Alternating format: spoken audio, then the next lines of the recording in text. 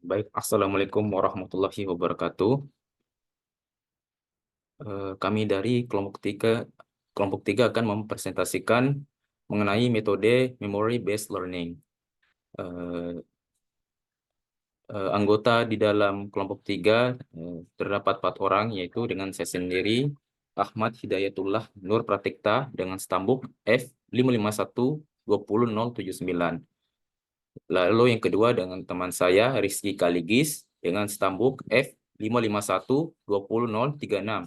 Lalu ada Alif Syam dengan stambuk F55120035.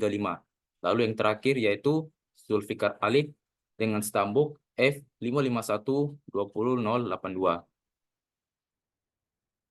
Selanjutnya saya akan membahas mengenai pengertian pada metode Memory Based Learning. Jadi dalam Memory Based Reasoning atau MBR dalam data mining ini menggunakan kesamaan data yang telah diamati sebelumnya untuk membuat suatu keputusan atau prediksi. Hal ini bergantung pada pola atau hubungan antar entitas dalam data yang dimana untuk menciptakan prediksi atau rekomendasi, yang dimana berdasarkan kesamaan atau jarak dalam ruang fitur. Dalam konteks data mining ini, metode Memory Based Learning sering digunakan untuk prediksi, klasifikasi, dan rekomendasi. Seperti dalam sistem rekomendasi untuk memprediksi preferensi pengguna. Meskipun ini tidak memerlukan pembangunan model yang secara kompleks, metode ini sangat sensitif terhadap kualitas data, lalu juga rentan terhadap overfitting, dan membutuhkan biaya komputasi yang mahal atau tinggi, dikarenakan dibutuhkan penyimpanan dan pencarian data yang besar. Lalu konsep dasar pada memory based reasoning ini didasarkan pada konsep bahwa entitas baru ini dapat diprediksi atau diklasifikasikan berdasarkan kesamaannya dengan entitas yang telah diamati sebelumnya. Pada ide dasarnya ini adalah bahwa jika dua entitas ini memiliki kesamaan yang tinggi dalam fitur-fitur tertentu, maka kemungkinan besar mereka akan memiliki karakteristik atau perilaku yang mirip. Lalu mengenai representasi data yang harus direpresentasikan dengan cara yang memungkinkan perhitungannya, kesamaan, atau jarak antara entitas. Ini bisa dilakukan dengan berbagai cara, tergantung pada jenis data dan tugas yang akan dilakukan. Misalnya, dalam kasus data numerik, bisa digunakan metrik jarak seperti jarak Euclidean atau Cosin similarity.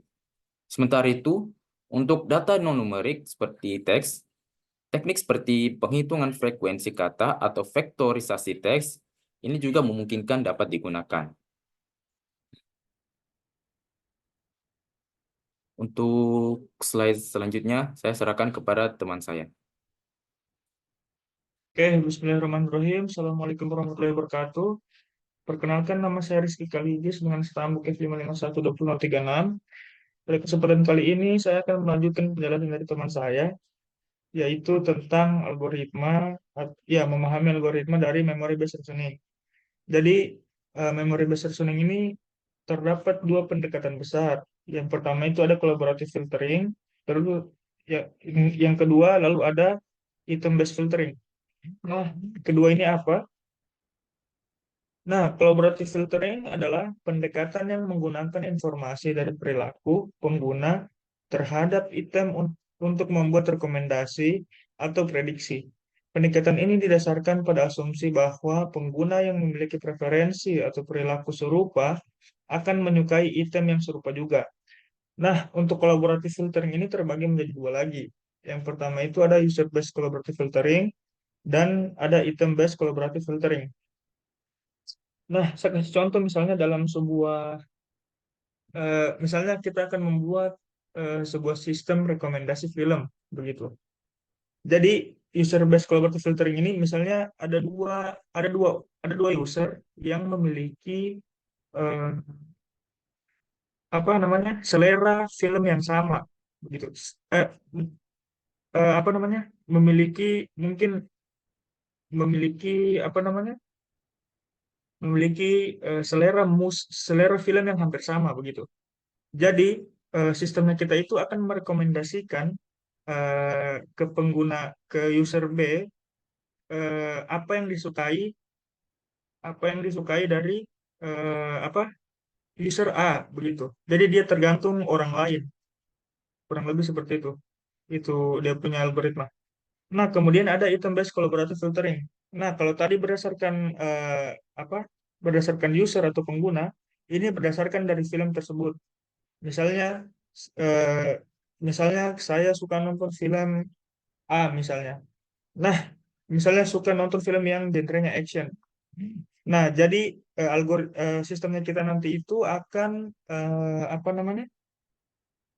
Akan merekomendasikan eh, apa namanya? Film yang hampir-hampir mirip dengan apa yang sudah kita nonton sebelumnya. Kurang lebih seperti itu. Nah, yang terakhir itu ada content based filtering. Content based filtering adalah pendekatan yang menggunakan informasi tentang atribut atau karakteristik dari item untuk membuat rekomendasi. Misalnya, dalam sistem rekomendasi film, atribut seperti genre, aktor, atau direktur dapat digunakan untuk menemukan kesamaan antara film-film dan kemudian merekomendasikan film yang sesuai dengan referensi pengguna. Nah, kalau yang ini kan yang pertama tadi itu dari pengguna, kemudian yang kedua itu dari item ya dari item atau item dari filmnya. Yang ketiga ini dari atribut dari film itu. Contoh misalnya saya suka nonton film yang aktornya si A. Nah, jadi sistem itu akan merekomendasikan semua film eh, nanti semua film yang apa namanya sistem itu akan merekomendasikan semua film yang ada aktor itu di dalamnya. Begitu kurang lebih contohnya. Baik, terima kasih. Itu saja yang bisa sampaikan. Selanjutnya akan dilanjutkan oleh teman saya.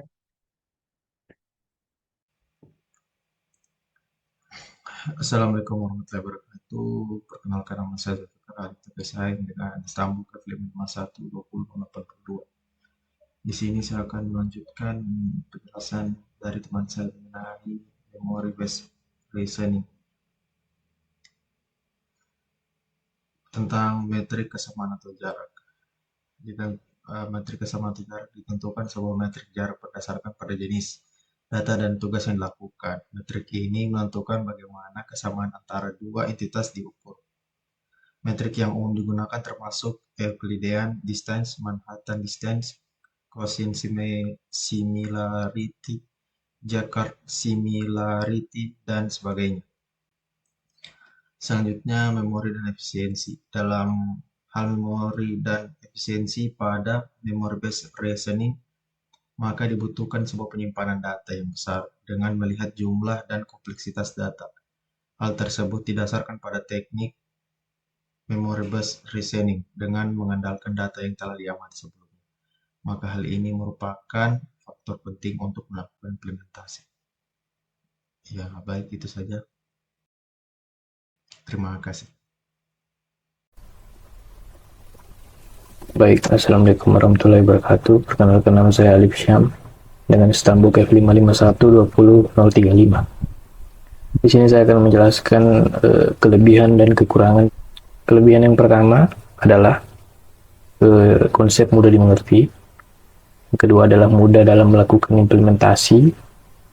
Ketiga adalah kemampuan menangani dataset yang terus berubah secara dinamis. Adapun kekurangannya adalah yang pertama, sensitivitas terhadap kualitas data, rentan terhadap overfitting jika training terlalu spesifik, dan yang terakhir ada biaya yang tinggi berdasarkan jumlah data. Selanjutnya ada contoh penerapan. Di sini ada contoh penerapan. Yang pertama itu ada sistem rekomendasi film dan klasifikasi email spam. Contoh penerapan dalam sistem rekomendasi film, misalnya kita suka menonton film dengan genre tertentu, lalu kemudian sistem itu akan membaca film seperti apa yang kita sukai. dan merekomendasikan film yang serupa atau yang sama dengan film yang sering kita nonton. Kalau untuk klasifikasi email spam, contohnya itu seperti kita menerima sebuah pesan atau email dan kemudian kita mengkategorikannya sebagai spam, pesan spam. Sistem akan mempelajari, dan jika kita menerima pesan yang sama atau yang serupa, maka sistem akan secara otomatis mengkategorikannya sebagai spam. Dan jika tidak, pesannya akan langsung masuk ke inbox. Mungkin itu saja dari kelompok kami. Jika ada salah-salah kata mohon dimaafkan. Assalamualaikum warahmatullahi wabarakatuh. Terima kasih.